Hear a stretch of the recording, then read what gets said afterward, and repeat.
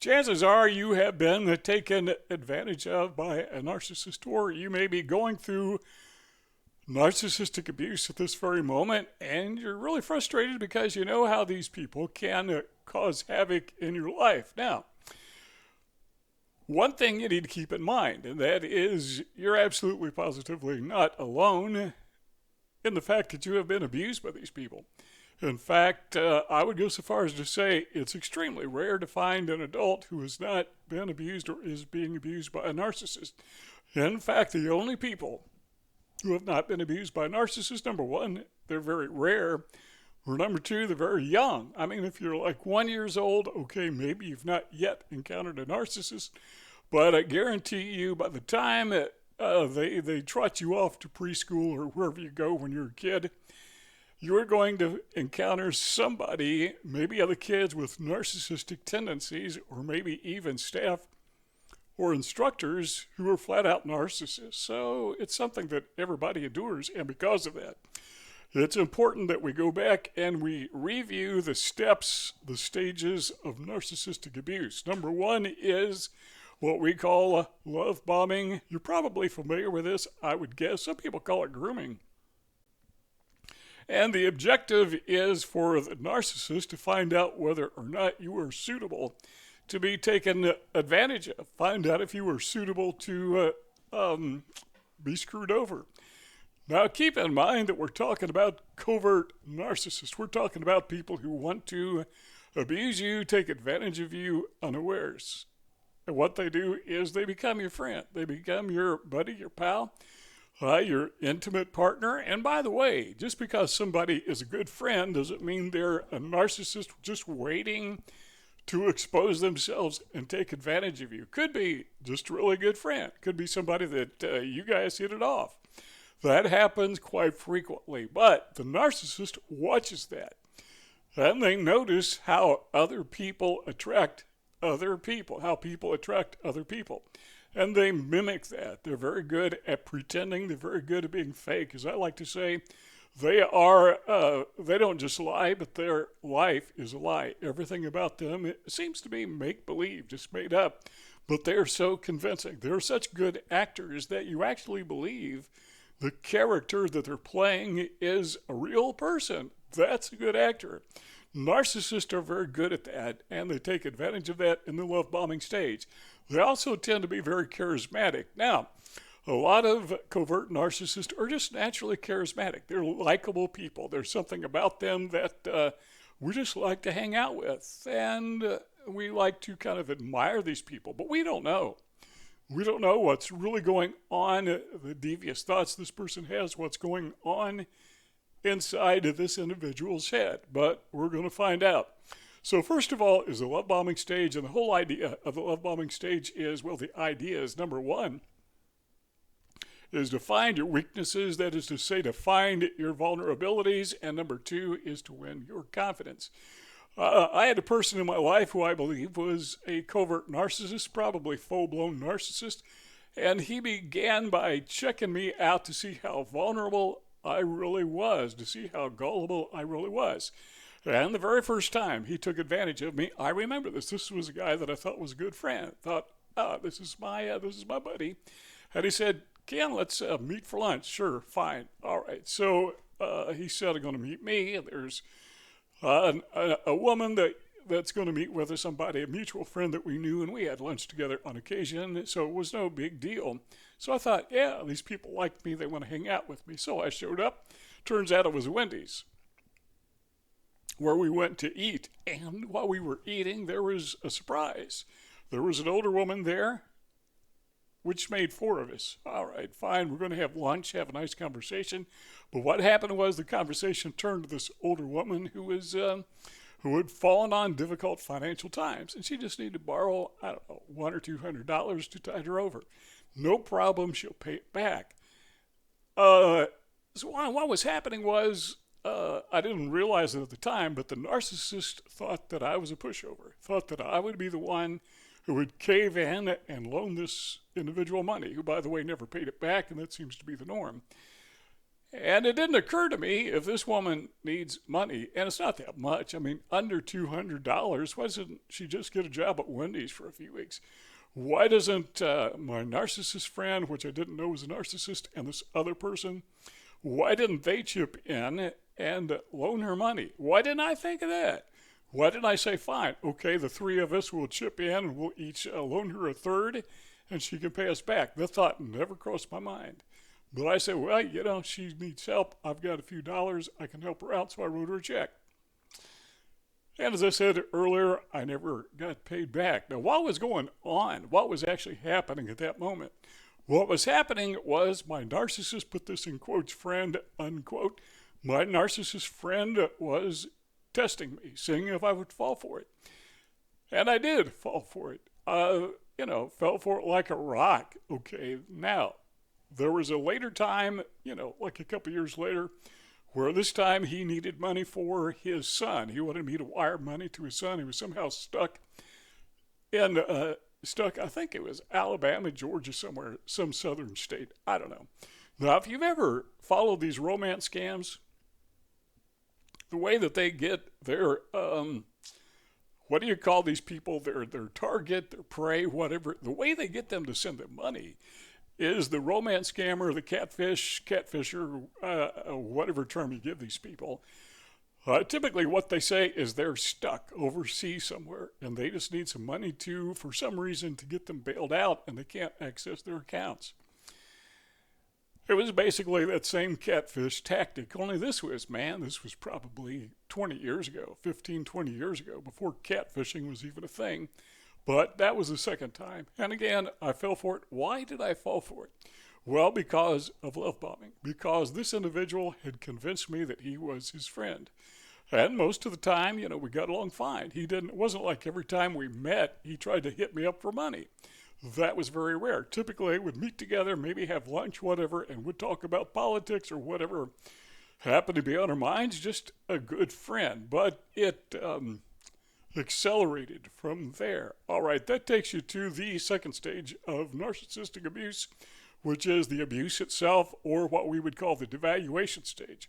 So these two things, I think, are distinct and different, but they happen simultaneously. So we call this the devalue/abuse stage, or at least that's what I call it. Now, I'm almost 7 years old. I've lived almost 7 decades. I've learned a thing or two. Unfortunately, it took me a little while to figure these things out, but I've been there. I've done that. The reason I make these videos is I'm hoping that you and others will learn from my life's experience and experiences.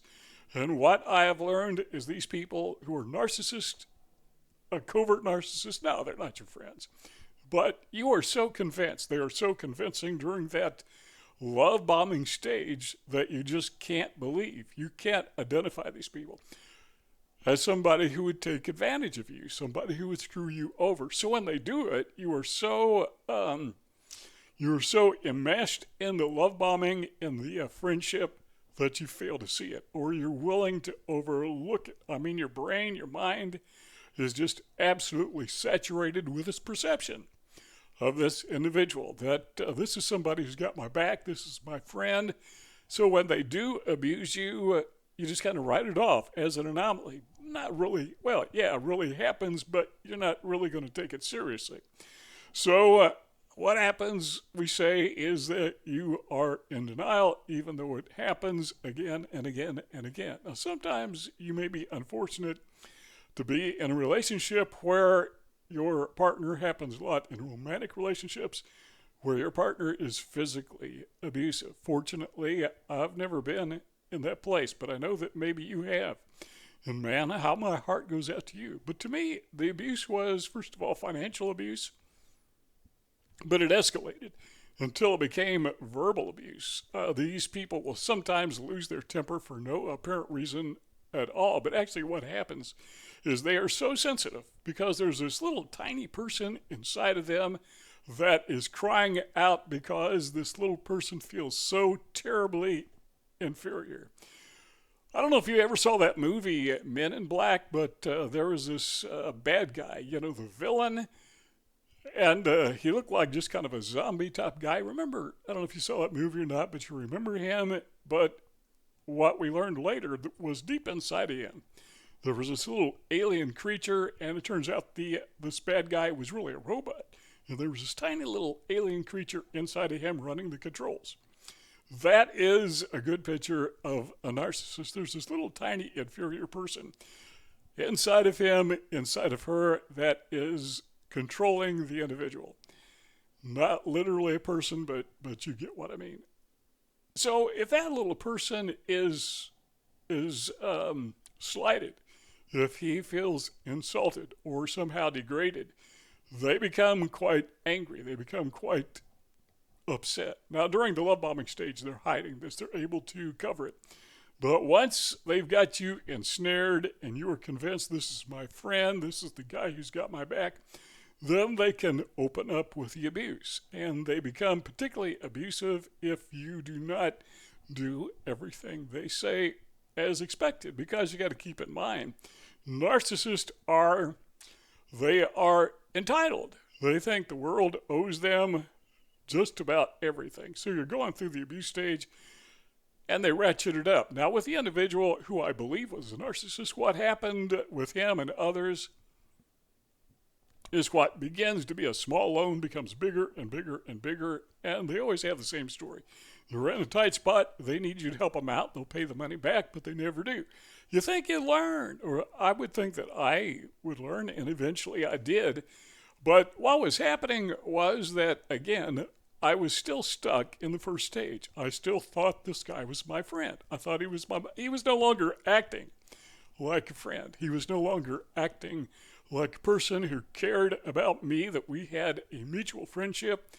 Rather, he was behaving as if he were the puppet master and I was his puppet. He was controlling me. And I was willing to overlook that because, quite frankly, I was blinded to it. Well, eventually, you've got to face reality and say, this guy has bilked me out of thousands of dollars. How could I be so stupid? I don't know, but it happens all the time. Maybe you've been in the same situation. But I'm thinking, how can I be so blind to that? Because, during the devalue abuse stage, it becomes so obvious, and they do devalue you. When I say devalue, what I'm talking about is they will put you down, humiliate you, try to convince you that they are better than you. Quite frankly, just about everyone is better than you. So they put you through this devaluation stage. They have to feel superior to you all the time, every time. That's called supply. Now, when we talk about supply, what we're talking about is anything that energizes or boosts the ego of the narcissist. So you are there for one express purpose, not because the narcissist wants you as a friend or, in some cases, as a love interest, a romantic situation. But the narcissist wants you there so you can boost his ego. That's it. That's the only thing. That's the only reason he even has you or she has you in their lives, just to boost their ego. So once you catch onto that, once it's been ratcheted up, once you realize that, you've got something to lose, then it's time to walk away. Now, the narcissist will convince you, at least this has been my experience, but the narcissist will convince you that if you lose the narcissist, you have something to lose. So they will use these tactics to try to keep you bound within their circle of influence. But sometimes it becomes obvious to the narcissist that you're onto him, that you're not going to do this anymore, that he can or she can no longer use you for supply. And that takes us to the third stage, which is the discard stage. And so the narcissist now knows he can no longer use you or she can no longer use you directly as supply. You will no longer be a source of ego boosting for the narcissist. And so it's time to discard you. But the problem here is if they discard you, that, and you're probably already doing it, is you're going to notify other people, this guy's a fake. Well, the narcissist is not going to let that happen easily.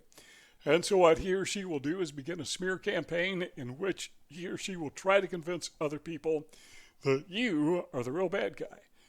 What's more, they will try to convince other people, at least this has been my experience, that you are so bad they can't even talk to you. They should just write you off completely. Have absolutely positively nothing to do with you. And that accomplishes a couple things. First of all, it makes sure that you're not talking to other people, to your friends, maybe even your family, because those people have cut you off. They have ghosted you. So you're not influencing the, your social circle. And that helps protect the narcissist. But what's more is not only are you communicating with them, but they're not communicating to you about the narcissist. So that is the whole idea. He or she wants to break off that communication. So the smear campaign begins in earnest because they can no longer use you. 2 rectangles on the screen. You want to keep on talking? Let's do it. Just click one of those 2 rectangles and the conversation will continue. If not, thanks for stopping by and see you all next time.